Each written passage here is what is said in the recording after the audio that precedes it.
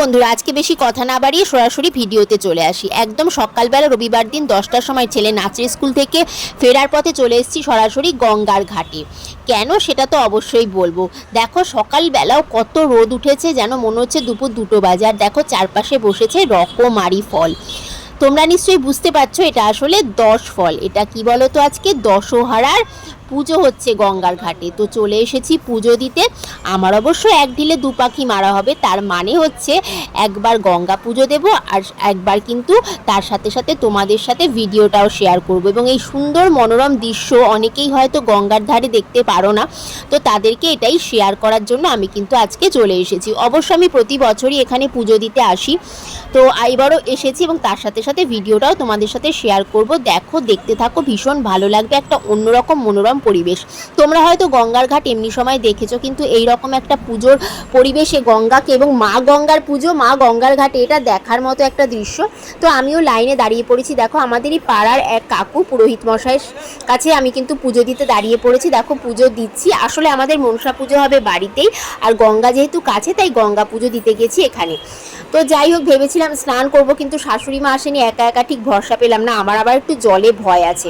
তো এই পেছনে রয়েছে বজরংবলীর মন্দির, শিব ঠাকুরের মন্দির, বিভিন্ন রকমের ঠাকুর দেবতার মন্দির রয়েছে, মা কালীর মন্দির রয়েছে এবং চারপাশটাতে মন্দির আর সুন্দর মনোরম পরিবেশ। আর আজকে এত সুন্দর ফুরফুরে হাওয়া দিচ্ছিল, গরম থাকলেও গঙ্গার ঘাটের সেই মনোরম পরিবেশ, বড় বড় বট গাছ, বড় বড় অশ্বত্থ গাছের ছায়ার তলায় যে একটা আলাদা আনন্দ অনুভূত হয়, সেটা কিন্তু তোমরা যারা গঙ্গার ধারে এসে ঘুরতে যাও তারাই বুঝতে পারবে। আর আজকের দিনটা তো দারুণ লাগছিল।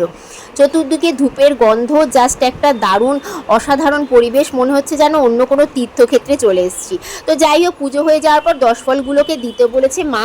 আমার শাশুড়ি মা বলেছেন যে 10 ফলগুলোকে গঙ্গায় দিয়ে দিতে হবে। তো আমি সেই অনুযায়ী কিন্তু গঙ্গার জলের কাছে চলে এসেছি। আর দেখো আজকে কিন্তু মা গঙ্গাও যেন সদয় হয়ে আছেন, পুরো আমাদের সামনেই চলে এসেছেন। অন্য সময় এখানটা কাদা থাকে, জোয়ারের জল এত তাড়াতাড়ি আসে না, কিন্তু আজকে দেখো সকাল 10টার সময় কত সামনে জল। মা নিজেও যে নিজের পুজো হচ্ছে তাই যে দর্শনার্থীদের এবং ভক্তদের তাই কাছে চলে এসেছেন মা, একেবারে অসাধারণ। আর পরিষ্কার আজকে জলটা, অন্য সময় কচুরিপানা বিভিন্ন রকম কিছু ভেসে যায়, কিন্তু আজকে জলটা এত সুন্দর পরিষ্কার। তো আমি 10 ফলগুলো চতুর্দিকে মা গঙ্গাকে ছড়িয়ে দিলাম, তার সাথে বাতাসাও দিয়ে দিলাম, একটু মিষ্টিমুক্ত করাতে হয়। তো অনেকে জানো তো, আজকে দেখাতে পারলাম না ভিডিওতে, অন্যান্য সময় সবাই কত বাচ্চারা চুম্বক দিয়ে সেই টাকা নেয়, জানো তো, 1 টাকা করে দিতে হয় তো মা গঙ্গাকে। তো যাই হোক, আমি তারপরে ভালো করে একটুখানি মন দিয়ে সূর্য প্রণামও করে নিলাম। সকাল সকালই স্নান করেই গিয়েছিলাম। এখন মনে হচ্ছিল, জলটা এত ঠান্ডা ছিল যে মনে হচ্ছিল একটু স্নান করেই নিই, কিন্তু ভরসা পাচ্ছিলাম না। তো যাই হোক, অন্যদিন একদিন আসবো। কাছেই গঙ্গা, অবশ্য কাছে গঙ্গা থেকে একটা অন্য প্রবলেম, জানো তো বন্ধুরা, বলে না কাছের মানুষ গঙ্গা পায় না, তো তাই হয়েছে আমাদের অবস্থা। তো এদিকে দেখো আমার ছেলেকে আমার হাজব্যান্ড কিন্তু একটু গঙ্গার জল ছিটিয়ে নিল, সকাল সকাল একটু পবিত্র হয়ে নিলাম। তো যাই হোক, তারপরে এগিয়ে চলেছি আমরা কিন্তু ওপরের দিকে। তো তার সাথে সাথে তোমাদের মনোরম পরিবেশটা শেয়ার করছি। এদিকে দেখো আমাদের গঙ্গার ধারে যেটি, এটা রায়ঘাটের পাশেই হচ্ছে তোমার ব্যারাকপুর যাওয়ার ঘাট। তো যাই হোক, ওপর দিকে উঠছে। আর দেখো মিডিলে রয়েছে স্লিপার, পুরো সিমেন্টের, যেখান দিয়ে এখানেই কিন্তু আমাদের সমস্ত বড় দুর্গা ঠাকুর বলো, যত ঠাকুর হয় সব কিন্তু এই ঘাটেই বিসর্জন হয়, তাই জন্য এরকম স্লিপারের ব্যবস্থা করা রয়েছে।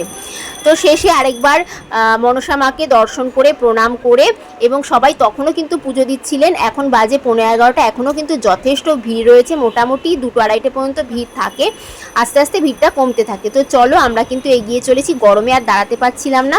তারপর বাড়িতে গিয়েও তো অনেক কাজ রয়েছে, তো ভীষণ মনটা ফ্রেশ হয়ে গেল, একটা অন্যরকম পরিবেশ। আর সবচেয়ে বড় কথা, তোমাদের সাথে শেয়ার করতে পারলাম। দেখো গঙ্গার ধারের পাশেই রয়েছে মা কালী সুন্দর একটা জাগ্রত মন্দির। এখানে প্রতিদিন সন্ধেবেলা কিন্তু পাঠচক্র বসে, সুন্দর গান হয়। এবং তারপরে আমরা এগিয়ে গেলাম কলেজ ঘাটের দিক দিয়ে। দেখো কি সুন্দর নৌকা যাচ্ছে, কি ভালো লাগছে। আজকে অবশ্য কলেজের ধারে ভিড়টা কম, যেহেতু রবিবার।